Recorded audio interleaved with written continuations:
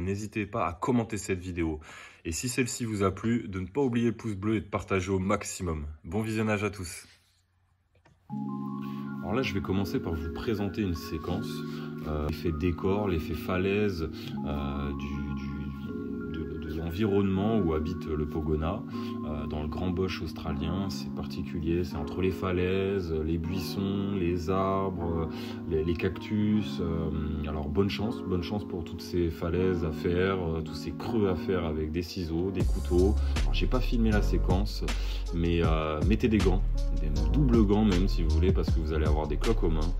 Mais le résultat est magnifique et vous allez le voir par la suite.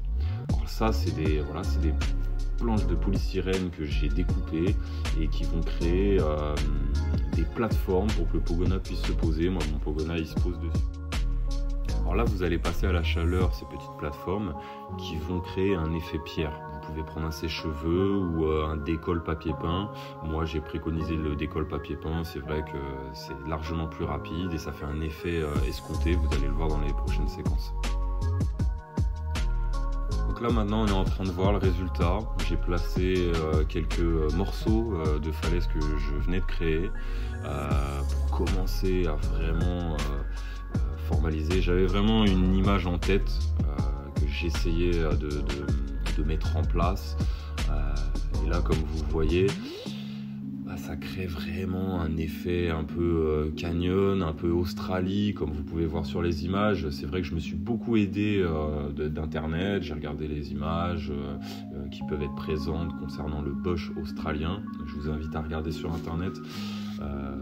Et après par la suite, on va continuer à découper, à recréer 2-3 choses. Là vous êtes en train de voir, voilà, j'ai placé de la mousse expansive entre chaque morceau que je vais former, après que je vais découper avec un ciseau, avec un couteau, et puis après par la suite avec le fer à souder.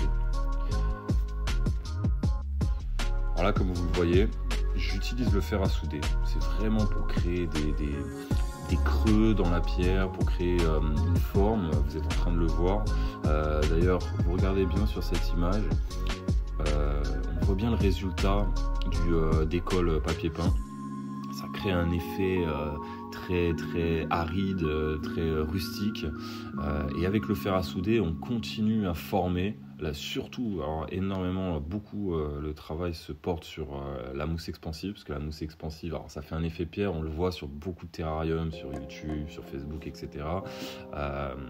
Sans ce fer à souder, la pierre, en fait, quand elle va être peinte, le polystyrène, quand il va être peint, il va être moins réaliste. Et vous verrez à la fin de cette vidéo le réalisme permanent qu'il peut avoir. Et voilà, là vous êtes en train de créer, vous mettez des traits partout, vous commencez pas à vous dire tiens je vais faire un trait à tel endroit, je vois il y en a ils font ça avec un stylo, ils mettent les endroits où ils vont mettre des traits. Moi j'ai fait ça en freestyle et vous allez voir ce que ça donne, c'est super. Je me suis même amusé, vous allez le voir dans les séquences suivantes, que j'ai même écrit le prénom de mon Pogona pour m'amuser. C'était un petit délire. Et voilà, là vous fixez la mousse expansive avec, vous restez un peu plus longtemps dessus, des fois vous mettez un peu moins longtemps. C'est vous et votre imagination. Donc là vous voyez il y a de la mousse expansive noire, de la mousse expansive blanche. Je préfère la blanche parce que la noire en fait elle prend moins de volume, c'est marrant, j'ai trouvé. Pourtant c'est vraiment une mousse expansive qui est faite pour tout ce qui est terrarium, aquarium, etc. J'ai préféré la blanche. Alors par contre pour la peinture c'est vrai que c'est largement mieux d'avoir la noire, c'est plus simple, c'est plus facile à recouvrir.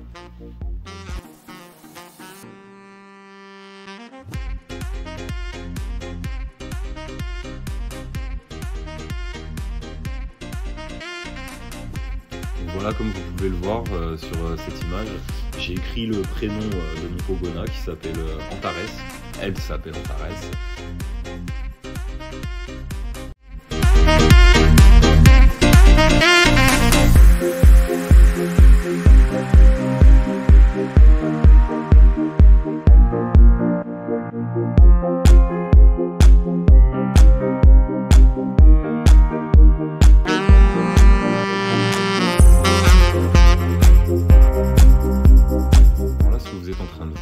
c'est la première couche que j'ai mise sur le polystyrène. J'ai pas filmé la composition de cette couche. Alors, cette couche en fait elle comprend de la colle à carrelage. Vous prenez un seau d'une dizaine de kilos et vous mélangez, alors ça se vend dans des enseignes de bricolage, de la poudre de couleur. Donc vous demandez dans le rayon de la poudre de couleur noire. Vous mélangez à ça et vous obtiendrez ce résultat. Alors, prenez un pinceau, un gros pinceau qui sera fait que pour ça et qui sera condamné à la fin. Vous ne pourrez pas le nettoyer, hein, ça reste de la colle à carrelage. Vous la diluez bien.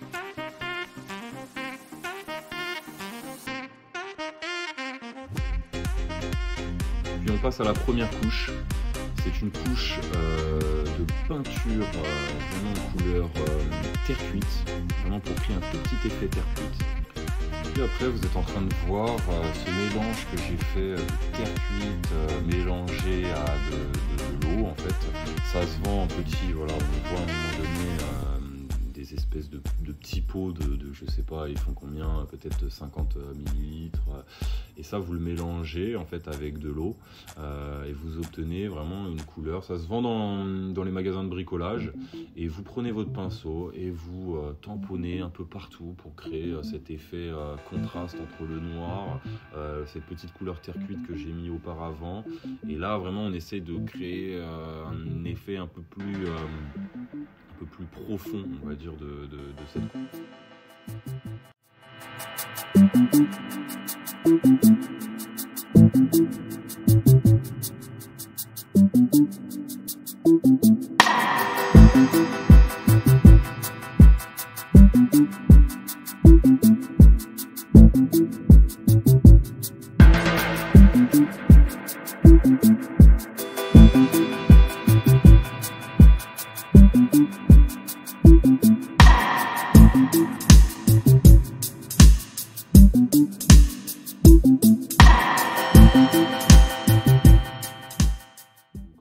Vous essayez, alors moi sur la première couche, je suis pas parti dans les creux, j'ai fait exprès pour que les creux ils restent sombres, en fait comme dans une image, hein, quand il y a le soleil qui tape sur une falaise, bah, on voit bien que le creux il reste sombre, donc c'est cet effet là que j'ai voulu créer.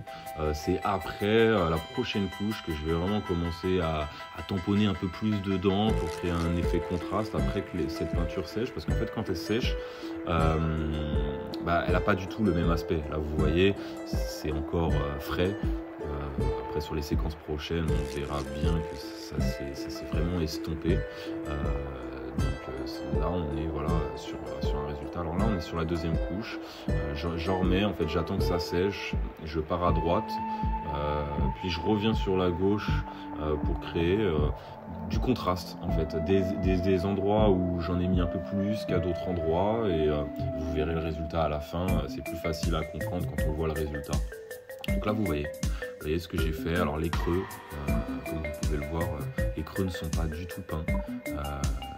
J'ai vraiment voulu faire un aspect entre le orange et le côté terre cuite de base. J'ai filmé un peu à l'envers, ça c'est le mélange que j'ai mis précédemment, que j'ai remis, c'est une troisième couche que j'ai refait, et ça c'est la peinture que je vais mettre pour la quatrième couche, vraiment pour créer du relief, vous allez voir. Alors c'est un peu à l'envers la vidéo comment je l'ai fait, mais au moins vous voyez quel a été le mélange. Le mélange ça a été la terre cuite seule, après ça a été la terre cuite mélangée à un petit pot de peinture de marron foncé.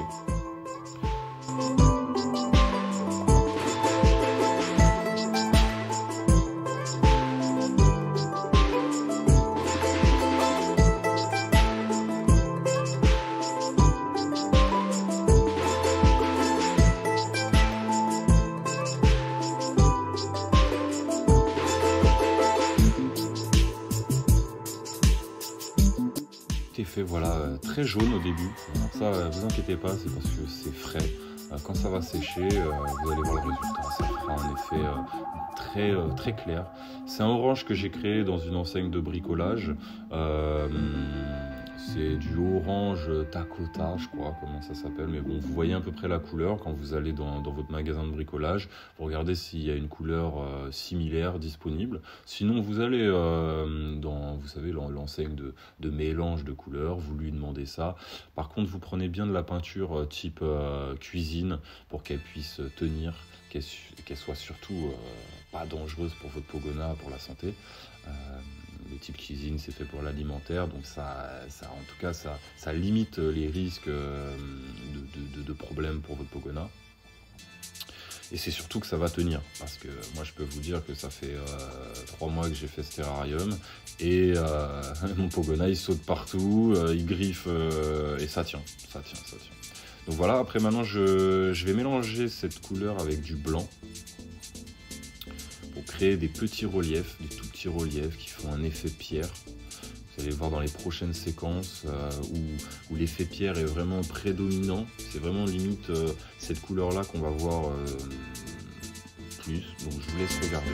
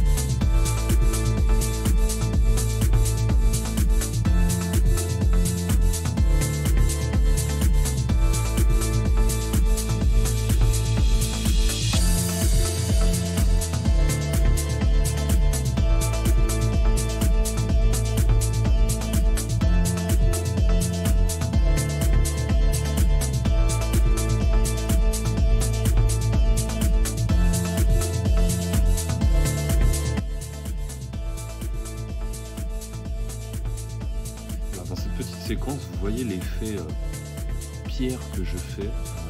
On va le voir après par la suite comment ça fait. Ça fait vraiment un blanc, mais blanc beige. Voilà, là on le voit très bien. Désolé, c'est mon fils qui filme, donc il est petit. Le terrarium, on l'avait déjà placé au-dessus de mon autre terrarium pour mon bois.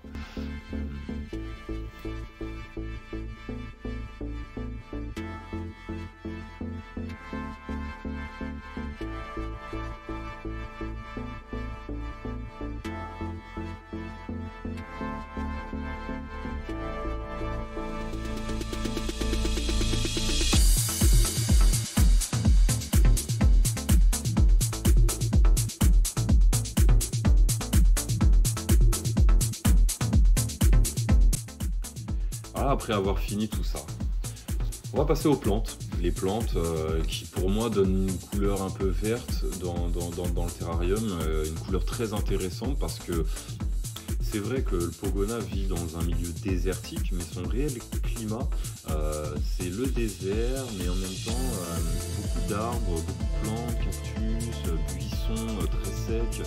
Il y a quand même vraiment une verdure, c'est pas le désert.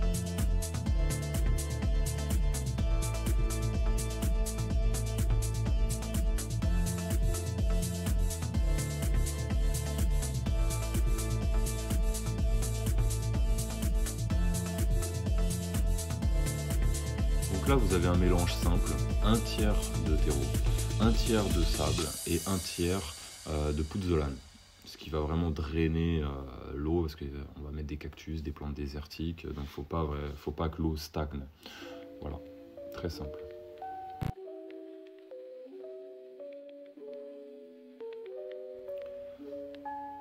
On dispose la terre après avoir mis une couche de pouzzolane sur 2 cm pour bien drainer le fond. Je ne l'ai pas filmé, mais il n'y a pas lieu d'être à filmer cette procédure. Vous mettez la terre, puis par la suite, on mettra ces branches-là. Mais avant ça, on va mettre de l'excavator, une belle couche d'excavator qu'on va bien humidifier pour créer vraiment un sol aride. Moi j'ai gardé 2 sacs sur le côté après avoir fait ma première couche et je vais mettre ces sacs après avoir disposé les branches. Donc comme ça je vais créer un espèce de relief dans le terrarium parce que bien sûr en Australie le désert n'est pas tout plat. Je vais modeler les branches par rapport aux plantes avec cet excavator. C'est génial parce qu'en fait on peut vraiment faire pas mal de choses. Alors moi j'en ai pas fait parce que je connais la vie de mon Pogona, il va pas trop dans des grottes, etc. C'est pas un gecko. Maintenant, vous pouvez vraiment créer des tunnels, vous pouvez créer des grottes, vous pouvez faire plein de choses avec.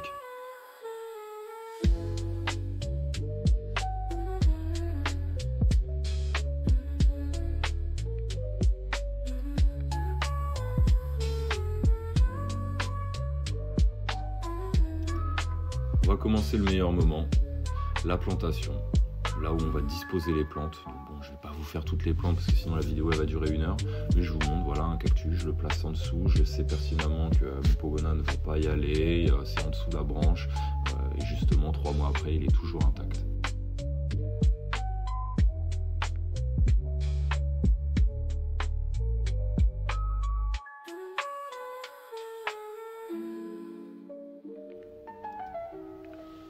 Voilà ce que ça donne 3 mois après.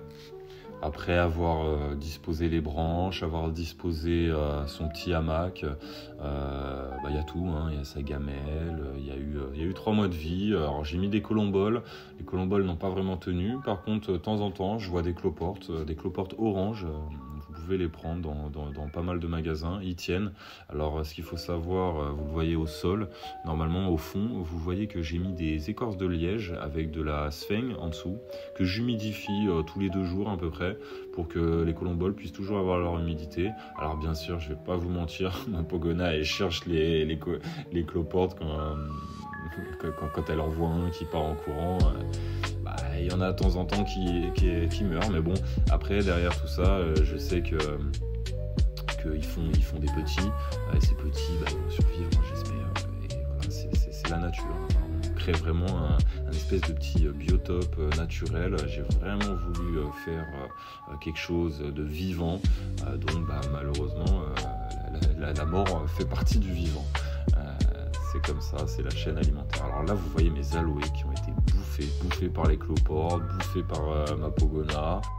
J'avais mis des plantes dans les coins du terrarium, mais bon, ils ont complètement disparu. Après, c'est pas grave, c'est comme ça, j'en remettrai.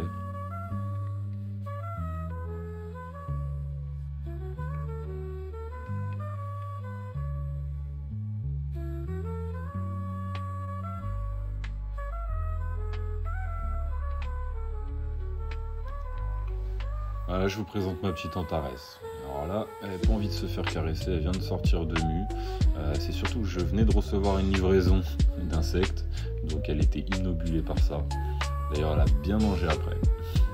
Voilà, je vous ferai des prochaines vidéos sur mes élevages, les élevages de blattes argentines, des blattes Red Runners, des criquets.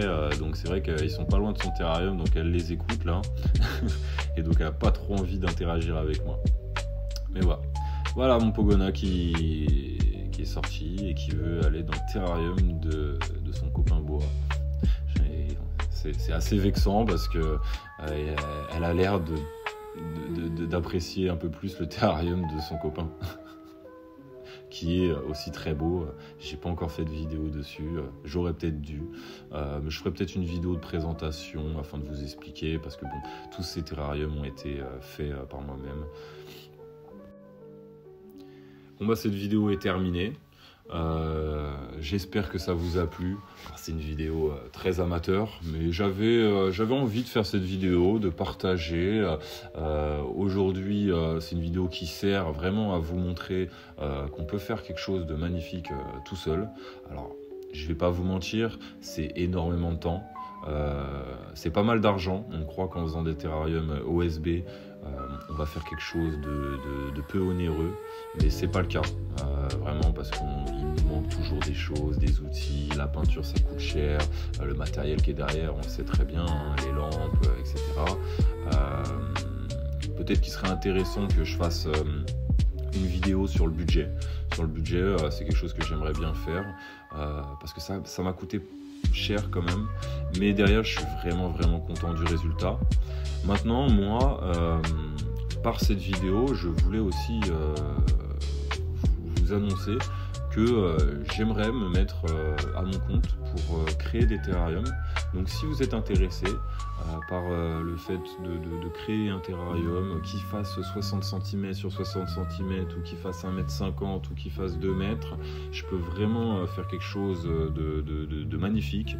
Faudra, voilà, ça sera sur devis. Il faudra me dire ce dont vous avez besoin, ce que vous voulez. Moi, je suis vraiment ouvert à tout. Et derrière, après, ça sera monté, démonté pour un envoi ou venir chercher sur place. Je préconise de venir chercher sur place. Au moins, je peux vraiment faire quelque chose de sur mesure. Et voilà. Donc après, contactez-moi et on peut voir ça ensemble. Si vous n'avez pas envie de prendre tout ce temps, parce que ça m'a quand même pris bonne semaine et demie presque non-stop dans la journée, avec au moins 7-8 heures de travail par jour. Donc c'est sûr que quand on n'a pas le temps, c'est compliqué de faire ça. Maintenant, moi, c'est un vrai plaisir de le faire, donc j'ai aucun problème à recevoir des demandes de votre part et faire quelque chose de pas trop onéreux. Je suis pas là pour en faire un business, je suis là pour me faire plaisir. Bon, en même temps, si derrière ça peut contribuer à faire marcher un petit entrepreneuriat personnel, c'est parfait pour moi. Voilà. Bon, je vous souhaite une bonne journée et à bientôt.